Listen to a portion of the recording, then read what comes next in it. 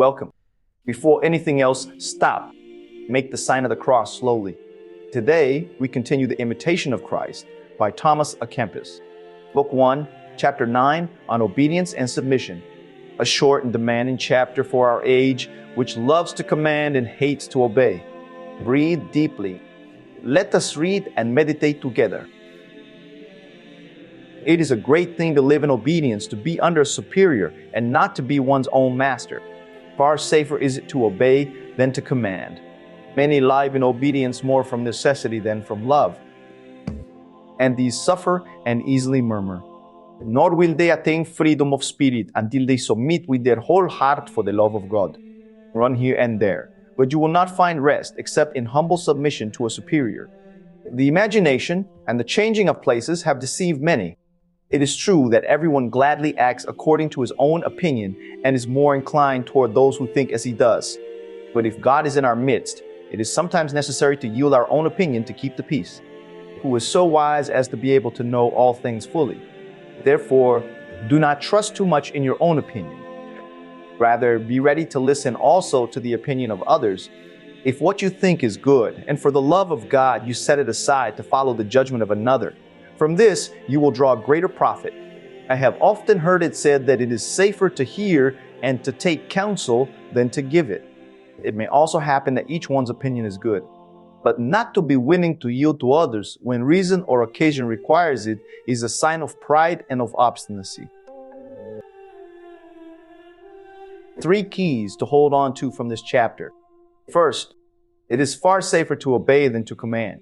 Not to be one's own master seems a humiliation, but Kempis calls it a great thing because the one who obeys does not carry the weight of deciding for everyone. Second key. Without love, obedience rots. The one who obeys only from necessity suffers and murmurs, and never attains freedom of spirit. It is the love of God that makes submission light. Third key, the most practical. Yielding your own opinion keeps the peace. Even when your judgment is good, setting it aside at times for the love of God brings you greater profit. To be stubborn when reason asks you to yield is a sign of pride. Now, a moment of silence. Close your eyes. Let just one sentence echo in your heart.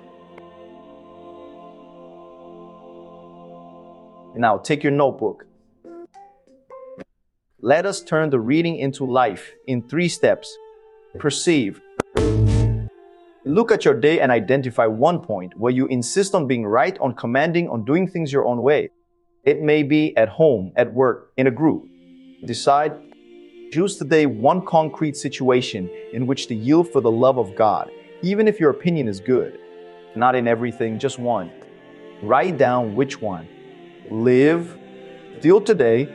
Listen before you speak, and accept a piece of advice or a decision that was not your own. Note down the decision and the action. This is what turns the reading into a path. Let us end in prayer. Lord, I love to command and I am afraid to obey.